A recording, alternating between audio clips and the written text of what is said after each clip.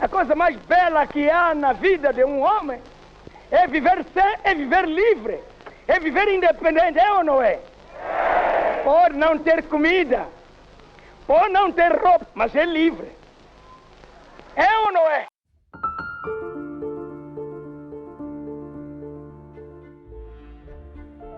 The most beautiful thing about a man's life is his freedom. He may not have any food, and he may not have any clothing, but at least he has his freedom. Reasonable minds may disagree, but for Mozambique's Samora Machel, freedom was a cause worth dying for. And from cradle to grave, this revolutionary cult hero would devote his life to a quest for justice, freedom, and equality for him and for his people. This is the story of a man and his nation. A story of great triumph and great tragedy. This is the story of Samora Moises Machel and the birth of his beloved country, Mozambique.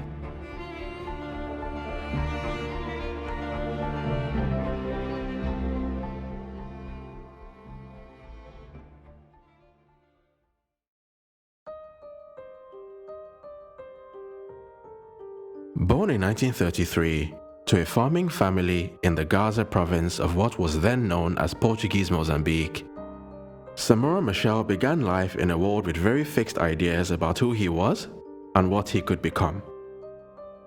A fully fledged Portuguese colony as at the time of his birth, the battle and ultimate conquest of Samora Machel's ancestral lands began long before he was even conceived.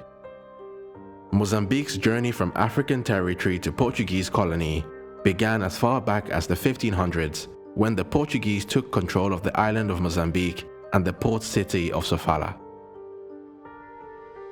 Over the course of the next 400 years, the Portuguese would complete a slow and steady conquest of the entire territory comprising modern Mozambique through a skillful combination of diplomacy, strategic intermarriages, and armed violence.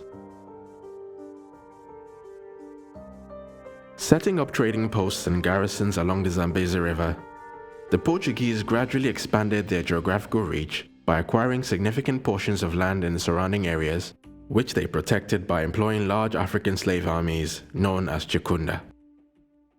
During this period of expansion, the Portuguese integrated themselves into the region's long-established slave trade, fighting off competitors to become the leading players in what would for many years be the region's most brutal and most lucrative industry. Partnering with slave raiders, warlords, and local chiefs, the Portuguese oversaw the trafficking of hundreds of thousands of Mozambicans who would be shipped to work as slaves in Brazil and other parts of the Americas. By the mid to late 19th century, much of the territory comprising modern-day Mozambique was either directly controlled by the Portuguese or at least heavily influenced by them.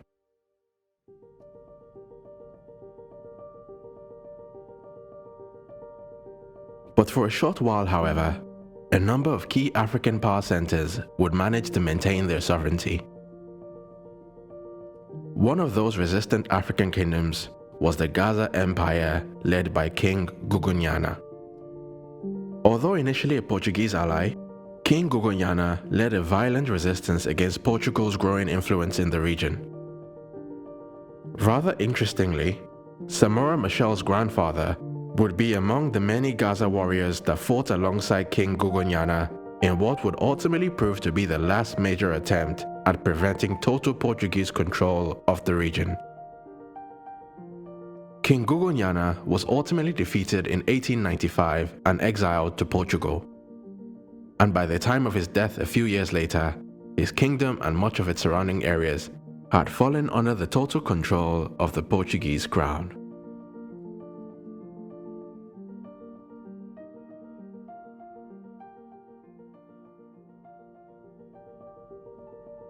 But just as Portugal was overthrowing monarchies in faraway Mozambique, it would itself fall victim to a series of political upheavals, which would ultimately lead to the overthrow of its nearly 800-year-old monarchy. Starting in the early 1900s, a turbulent 3 decades of assassinations, insurrections and coups d'etats would bring a permanent end to the age-old Portuguese monarchy and see the rise to power of a strong nationalist government led by the charismatic Antonio Oliveira Salazar.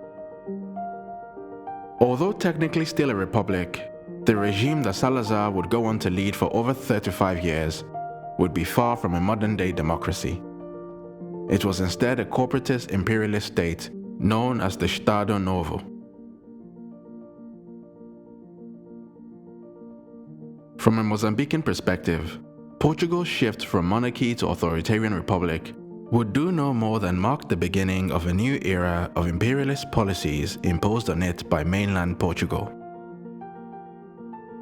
In addition to Mozambique, Portuguese possessions in Africa at the start of Salazar's regime consisted of Cape Verde, Sao Tome e Principe, Angola, and Portuguese Guinea, known today as Guinea-Bissau.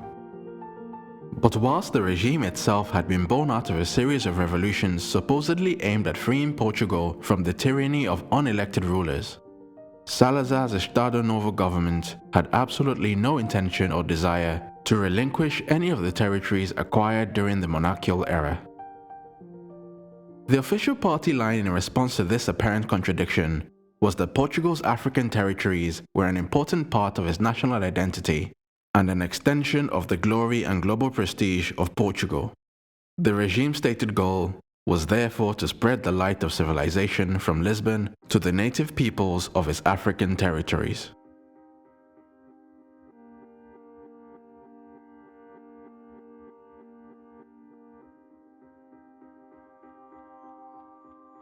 And in addition to its grand civilization mission, Salazar's government would also boast about the great economic benefits of maintaining a close union with Africa.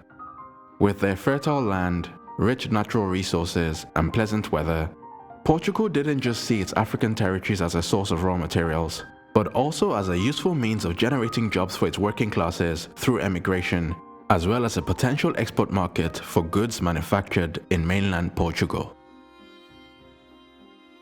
Incentivized by government schemes promising farmlands, privileges, and a better standard of living, hundreds of thousands of working-class Portuguese and workers from Portugal's Asian territories would emigrate to Mozambique in search of a better life.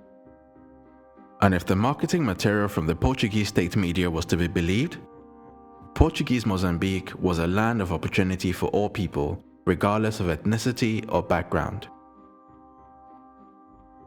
And at face value at least, Portuguese Mozambique certainly had a lot going for it. The Portuguese invested in building modern infrastructure, ports, farms, factories and schools in different parts of the country. With its pleasant climate and natural beauty, Portuguese Mozambique was projected as an exotic land of opportunity with great prospects for the future.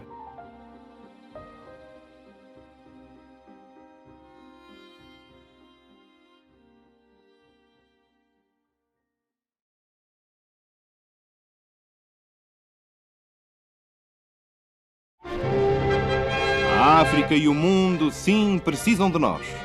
Não apenas em Angola, mas ainda em toda a parte onde a nossa presença se faz sentir. Aqui, Moçambique. Aqui, Moçambique, terra portuguesa. Esta é a mensagem que a longa estrutura metálica irradia lá do alto, através das ondas até às mais distantes paragens.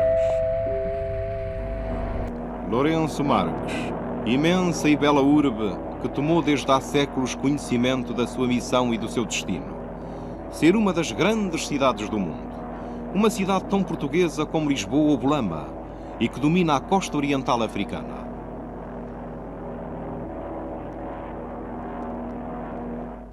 O visitante que adrega vir pela primeira vez a Lourenço Marques não pode deixar de refletir nos olhos a surpresa e o espanto diante das suas maravilhas.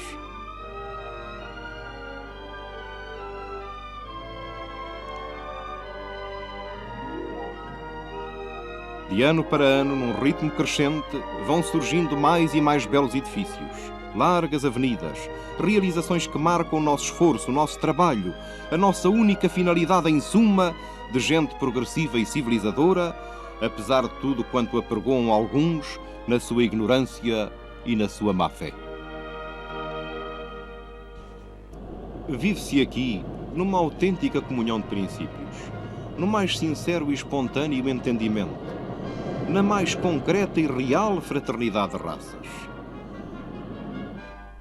Diante deste facto ímpar no mundo, uma pergunta aflora a própria razão.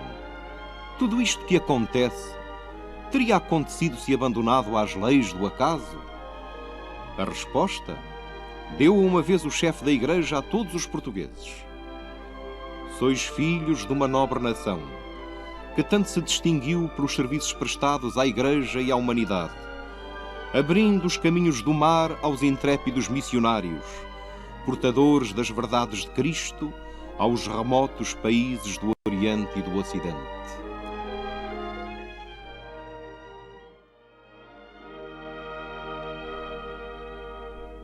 Se as palavras do chefe da Igreja confirmam a nossa obra, uma obra de que temos inteira consciência, essa obra começada há séculos continua no presente a ser a demonstração fiel, mais evidente aos olhos de todos, da verdade que essas mesmas palavras encerram.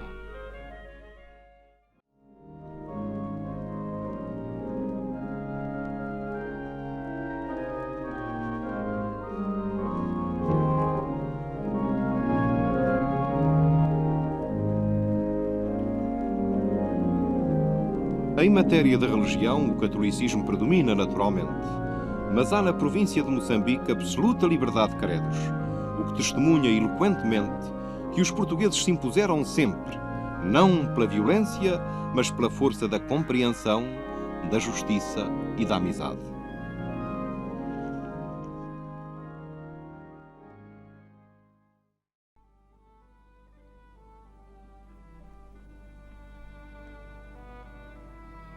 Misturam-se as raças nas mais diversas atividades, no campo, nas oficinas e nos bancos das escolas. A origem, a cor, os idiomas, não importam. Todos se agrupam indiscriminadamente para um só objetivo: o engrandecimento de Moçambique, terra portuguesa.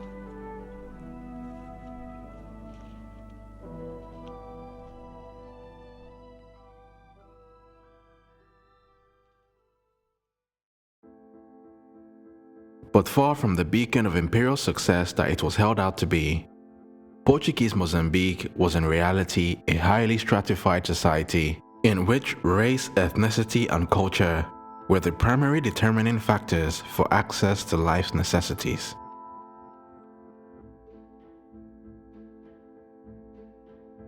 At the top of the social hierarchy were the white settler population, who were granted privileged access to land, housing, education, healthcare, and skilled jobs. Unlike the natives, the settler population had full citizenship rights and could travel to and from Portugal as they pleased.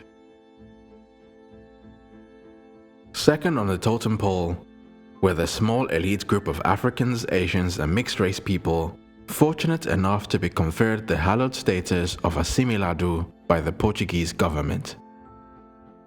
Although not as privileged as Portuguese settlers, Mozambicans with assimilado status enjoyed a great deal more privileges than their unassimilated compatriots. Similar to the Belgian-Congolese idea of an évolué, meaning an evolved African, an assimilado was essentially a person who was considered sufficiently civilized by the Portuguese government to enjoy the rights and privileges associated with Portuguese citizenship. Now, although the specific requirements changed over the years, the broad criteria for a native African to acquire assimilado status involved the person paying for a formal application to the Portuguese government to be officially reclassified from indigenous or native to assimilado, meaning assimilated, after having demonstrated that they were sufficiently educated and had fully embraced the Portuguese culture, religion, and language. The journey from indigenous to assimilado was slightly easier for mixed-race Africans such as Portuguese football legends Eusebio and Mario Coluna, who both went on to represent the Portuguese national football team despite being of Mozambican origin. But for natives with no direct Portuguese ancestry or particular utility to the Portuguese government, achieving reclassification was a near impossible task. And so, despite the Portuguese government's self-proclaimed commitment to civilizing the people of Mozambique, only a minute number of Mozambicans would ever be granted assimilado status.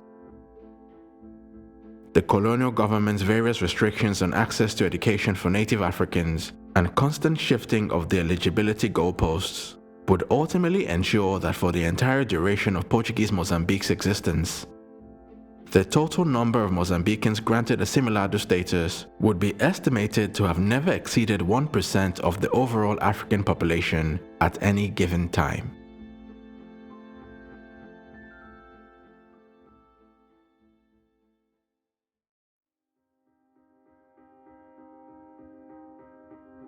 In order to achieve its development goals, the Portuguese administration would introduce a system of forced labor and heavy taxation on the large indigenous population.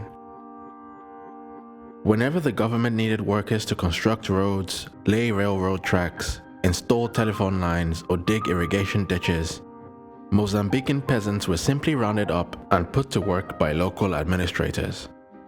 Laborers were also occasionally forced to work for private Portuguese enterprises.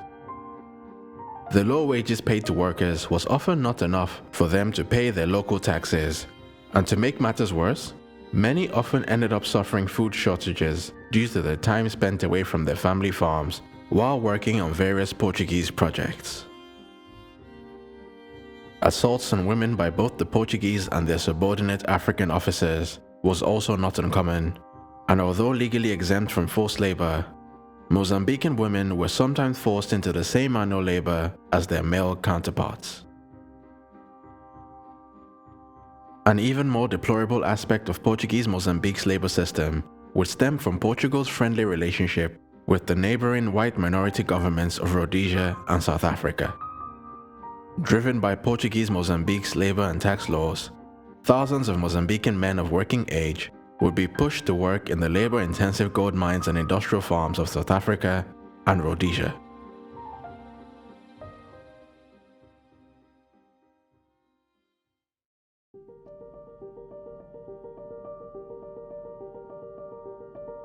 It was into this world of discrimination and economic exploitation that the young Samora Machel was born and raised. And although his immediate family was relatively prosperous, Samora's early years would be far from a blissful middle-class upbringing. Before saving enough to start his family farm, Samora's father spent over a decade away from his family working in South African gold mines. Like thousands of other young Mozambicans of his generation, Samora's father trekked long distances to work in South African mines so as to make enough money to pay taxes to the Portuguese government and raise enough capital to start his own business. The dangerous conditions in these mines would lead to the death of many Mozambicans from rock slides, industrial accidents, and contagious diseases. When Samora's eldest brother lost his life working in the mines, the total compensation his family received was no more than 40 South African pounds, which in today's money would amount to just over $3,500. Samora's formative years would be full of incidents such as this, as more and more of his countrymen would return from the mines with lost limbs, blindness, and a range of deathly sicknesses. And to add insult to their many injuries, very rarely were they ever given any compensation.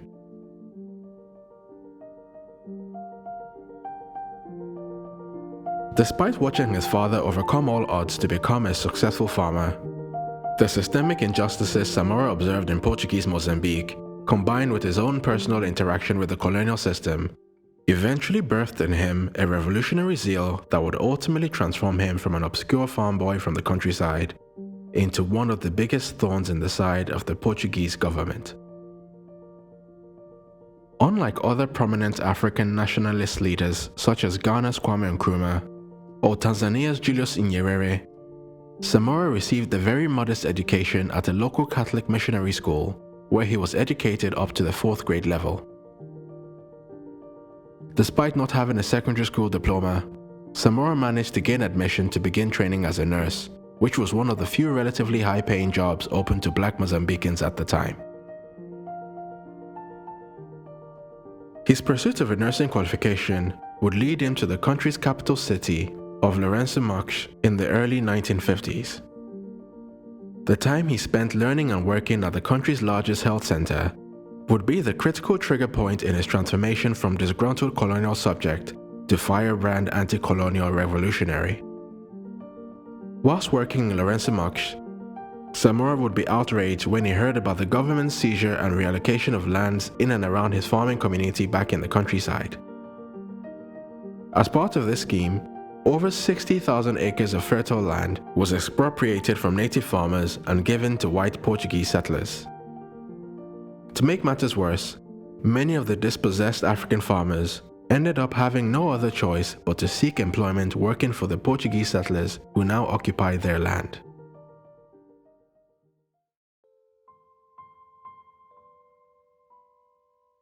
But whilst the Portuguese state was busy ramping up its operations in Africa, Britain, France, and Belgium started granting independence to the African colonies, and this trend would ultimately lead to growing calls for Portugal to do the same. The famous winds of change of the 1950s and 60s would usher in a wave of newly independent African leaders whose ambitions were not limited to just liberating their own countries, but also envisioned the complete liberation of all African countries. This group, pioneered by the likes of Ghana's Nkrumah, Tanzania's Nyerere, and Senegal's Leopold Senghor, would be driven by their Pan-African ideas to begin aggressively lobbying for the liberation of all Portuguese colonies in Africa. It wasn't long before these radical ideas began seeping into the Portuguese territories in Africa, and various underground resistance movements began to take form. Portugal's reaction to the rising calls for decolonization was to double down on their tight grip on their African colonies through a combination of propaganda on the international stage and the deployment of increased force and surveillance within the colonies themselves. As part of an impressive PR campaign, Mozambique was rebranded from colony to Portuguese overseas territory in a bid to project the image of Mozambique being a genuine extension of mainland Portugal as opposed to a mere colonial outpost. The government also began investing more and more capital into upgrading Mozambique's infrastructure and developing its manufacturing sector. Portugal's publication of its investments in its colonies, combined with the redesignation of its overseas possessions as overseas Portuguese territories, would be key propaganda tools used by the Salazar government to defend itself from critics both at home and abroad. In terms of its more heavy-handed tactics, the Portuguese state would also deploy operatives from its highly feared secret police, known as the PIDE, employing a range of underhand methods such as spying, assassinations, and most importantly, the recruitment of African double agents through gifts, blackmail, and threats of violence. The secret police would be one of the state's primary tools for infiltrating and destabilizing anti-colonial agitation both inside and outside of the borders of Portuguese Mozambique.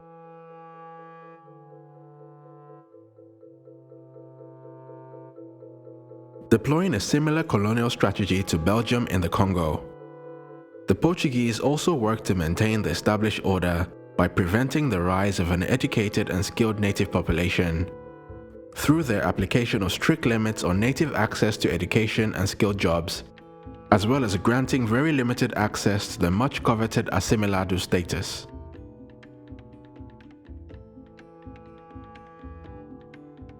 Hoping to emulate the success of independence movements in former British and French colonies, a number of clandestine groups would begin plotting to overthrow the Portuguese regime.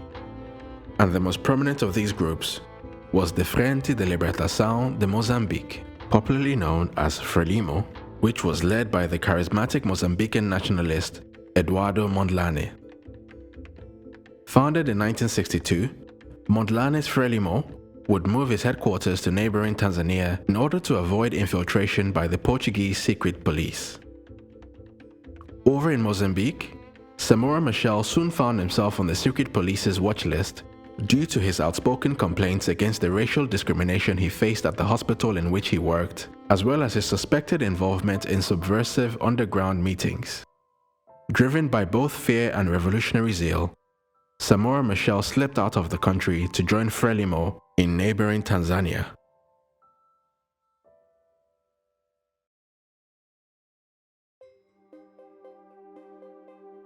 But far from a homogeneous group of battle-hardened revolutionaries, the Frelimo party that Samora would meet on his arrival in Dar es Salaam in May 1963 was a disjointed mix of both assimilado and non-assimilado natives, Asians, mixed-race Mozambicans, and white anti-colonial activists from different continents. Assisting Mondlane in the monumental task of integrating and unifying the fledgling Frelimo coalition were his deputy leader, the Reverend Uriah Simango, External Relations Officer Marcelino dos Santos, and his personal secretary, Joaquim Chisano. To the outside world, Frelimo worked hard to project an image of unity in diversity. However, the underlying reality was a completely different matter. Frelimo's leaders and members would be deeply divided on key issues relating to the independent Mozambique that they were so determined to liberate. One major debate was about how white Portuguese settlers and assimilados should be treated in an independent Mozambique. On this particular issue, there were two main schools of thought. The first view, which was championed by the likes of Eduardo Mondlane, Marcelino dos Santos, and Samora Machel, was grounded in an international Marxist socialist worldview and held that all Mozambicans, regardless of race, religion, or ethnicity, should have an equal stake in the new Mozambique. Unlike Samora Machel, many within this part of the party had been educated abroad and exposed to the ideas of left-wing thinkers like Karl Marx, Lenin, and Chairman Mao.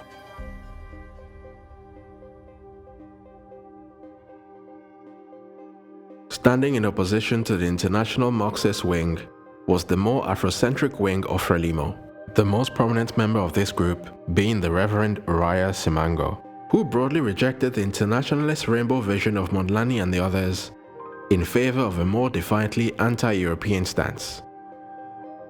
Under this vision, the newly independent Mozambique was to be governed by a new political elite of only those considered ethnically authentic Mozambicans. For this faction of the party, all non-natives living in Mozambique were either direct collaborators or indirect beneficiaries from the power structures and hierarchies created by Portuguese rule. Historic tensions between party members from Mozambique's Makua and Makonde ethnic groups, as well as pedantic debates about the influence and application of various Marxist theories, would also be another long-standing source of discontent and division within the Frelimo ranks. But even with these internal squabbles raging in the background, Mondlane's Frelimo would manage to put together a long-term plan for guerrilla warfare against the Portuguese government. With the support of the Algerian president Ahmed Ben Bella, Frelimo began sending troops to Algeria to train with Algeria's FLN forces, who had substantial experience in guerrilla warfare following their brutal war of independence against France. Samora Machel would be part of the second delegation of Frelimo guerrillas sent for training in Algeria, and on his return from training, he was put in charge of Frelimo's military training camp.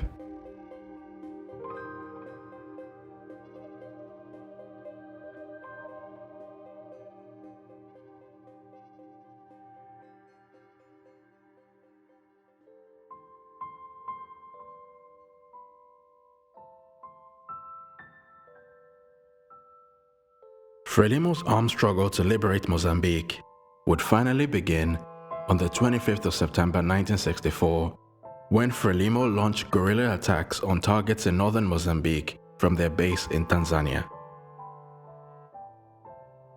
Assisted by the local population, Frelimo fighters would kick off their campaign by an attack on an administrative post in the province of Cabo Delgado. And in a poetic role reversal from the days of Portuguese conquest, Frelimo fighters would slowly begin to take control of small portions of territory across northern Mozambique, despite their much weaker army and weaponry.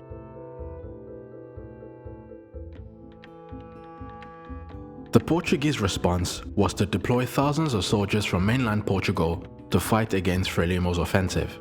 Thousands of natives would also be recruited into the Portuguese army and the secret police as Portugal desperately tried to retain control of Mozambique.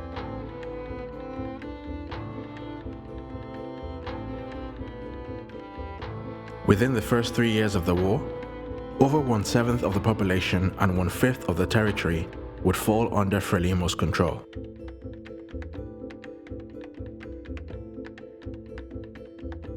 Supported by communist nations such as the Soviet Union, China, and East Germany, Frelimo was able to inflict a significant amount of damage on the Portuguese despite their great technological disadvantage.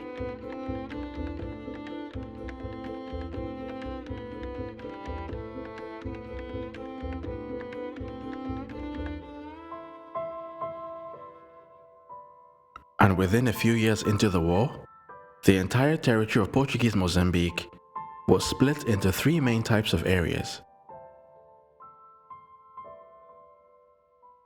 The first were areas taken over by Frelimo, which they called liberated zones. The second were large fenced village settlements called aldeamentos, which were controlled and protected by Portuguese troops. And the third were desolate areas which had been turned into theaters of war, following the displacement of the thousands of natives who had fled to either the liberated zones or the Portuguese protected aldeamentos.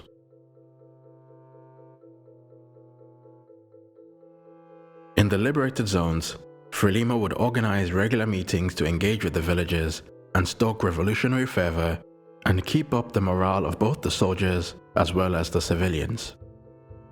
Believing strongly that education was the key to combating division, illiteracy, and superstition, Frelimo made education and political indoctrination a key aspect of life in the liberated zones. A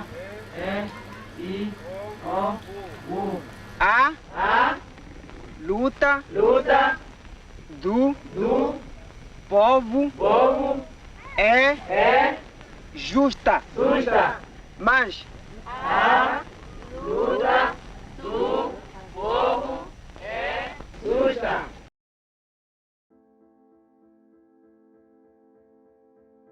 Even as the war raged on, Frelimo would manage to train teachers and build educational infrastructure in places where few, if any, schools had previously existed.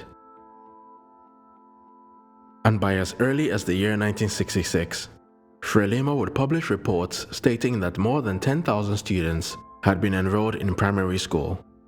And by the year 1970, over 30,000 students would be reported as having been enrolled in primary school education.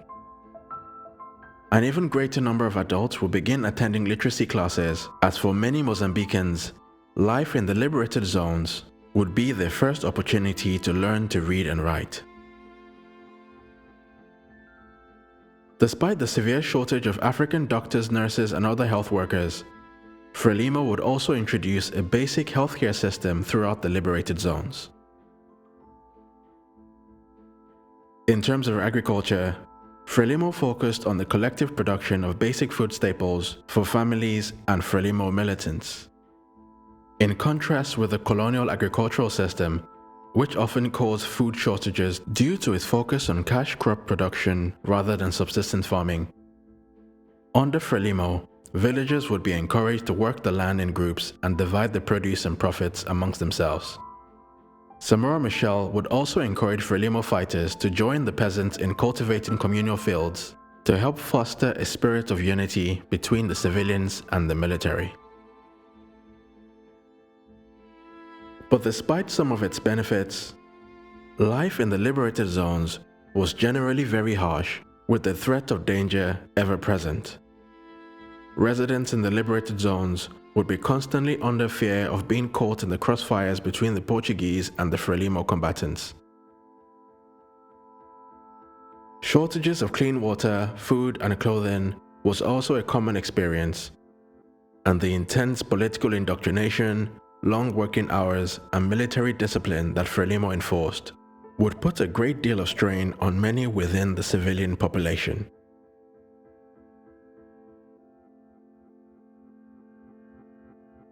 Unable and unwilling to continue in the struggle, many villagers would flee the liberated zones either alone or with their leaders and families, while others would be seduced to defect from Frelimo by Portuguese promises of food, clothing, and safety. Paranoia within the senior leadership of Frelimo would also lead to the persecution of suspected double agents and defectors from Frelimo's liberated zones. According to some sources, the standard punishment imposed on deviants by Frelimo was a rigorous re-education program which typically consisted of punitive hard labor and sitting through hours of political indoctrination and moral exhortation aimed at changing the minds of the offenders. And as the liberated zones grew in size, more severe forms of punishment would be introduced as Frelimo sought to maintain order. Frelimo officers would dispense corporal punishments for a range of offenses such as insubordination, petty theft, and harassment of the civilian population by Frelimo fighters. For the more serious offenders, imprisonment and summary executions would also be deployed when deemed necessary by the Frelimo leadership.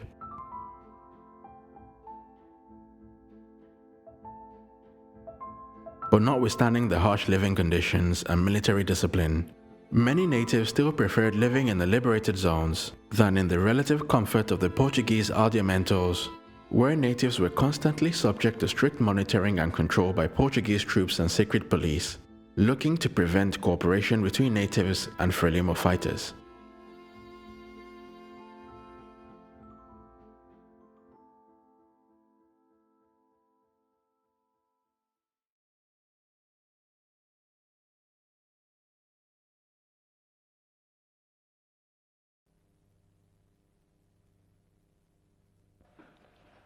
I have come to London to try and rouse interest in the problems of the Portuguese territories in Africa. We have always had the impression that the British people were interested only in the political situation in Rhodesia and South Africa. Yet we believe that the solution of these problems involves the whole of Southern Africa. The wars of liberation in Mozambique, Angola, and Guinea-Bissau, now in progress, are affecting the attitudes of the peoples of Southern Africa as a whole. The political and economic alliances existing between Portugal, South Africa, and Rhodesia require that all those interested in the area view it as a unit. Frelimo, the movement which is directing the armed struggle in Mozambique and is now in virtual control of the northern fifth of the countryside, is engaged in more than military action. It is also carrying out programs of social and economic reconstruction for the people of these areas, establishing schools, health centers, and modernizing agricultural techniques. I hope that by coming to Britain, I shall be able to inform the increasingly interested British public of the work we are now doing in Mozambique, and that the British people will put pressure on their government to take a less pro-Portuguese position on our problems. Even though it is to be lamented that we have to fight militarily for our independence, the involvement of many millions of people in the armed struggle and in the political organization that's at the basis of this is uniting our people. The people of various tribes, various regions are now united, and they are experiencing solving their immediate economic and social problems. Also is helping them to unite into a force, a political force that's finally becoming a nation.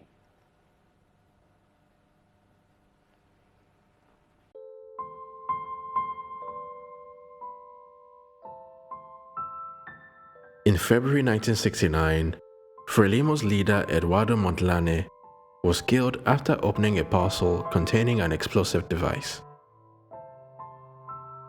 Although still a matter of debate, it is a generally held belief that Mondlane's assassination was carried out by the Portuguese secret police.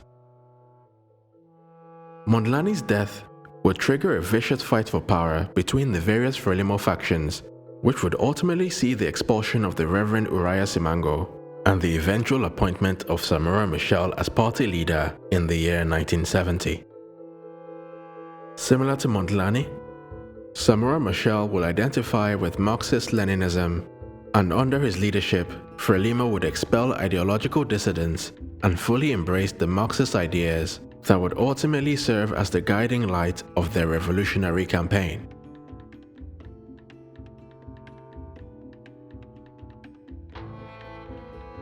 Right about the same time as this change of the guard at Frelimo, the Portuguese army would also welcome its new commander, General Arriaga.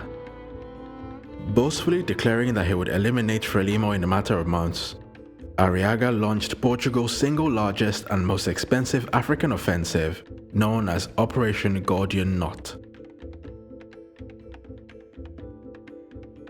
Mainly taking place in the northern province of Cabo Delgado, Operation Gordian Knot saw the Portuguese deploy the single largest bombardment of air missiles, tanks, and ground troops aimed at exterminating Frelimo once and for all. The Gordian Knot campaign would indeed prove to be one of the most successful Portuguese campaigns of the entire war. But despite leading to a large number of Frelimo casualties, it would ultimately fail to deliver victory to the Portuguese. In fact, the operation arguably ended up being the beginning of the end for Portuguese rule in Mozambique. As with other similar clashes with Frelimo forces, the Portuguese ended up suffering significant casualties themselves and wasting considerable resources in a battle against an enemy that, although weak in armor, was full of fighting spirit and strong morale. Portugal's war with Frelimo was also just one of 3 intense colonial wars that it was fighting in Africa across multiple battlefields in Angola, Mozambique, and Portuguese Guinea. The cost of Portugal's colonial wars would rise to an estimated 44% of the overall Portuguese budget, eating up a large chunk of the finances of a country which was already one of the poorest in all of Western Europe.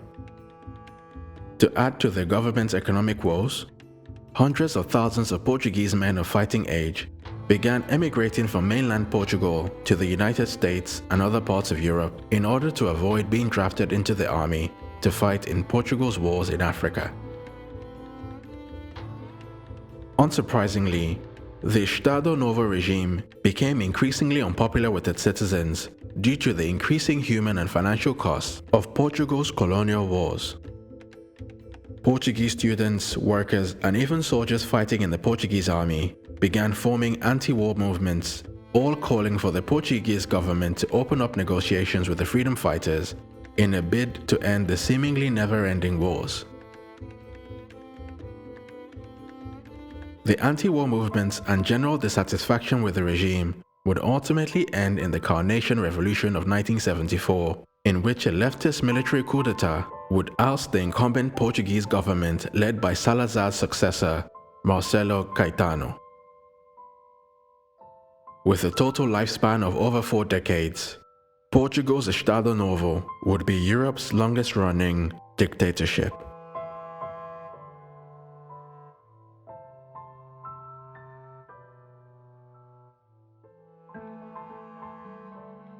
Following the coup, the new head of government, General Antonio Spinola, quickly began calling for a ceasefire in Africa, by which point many of the Portuguese soldiers had already given up fighting.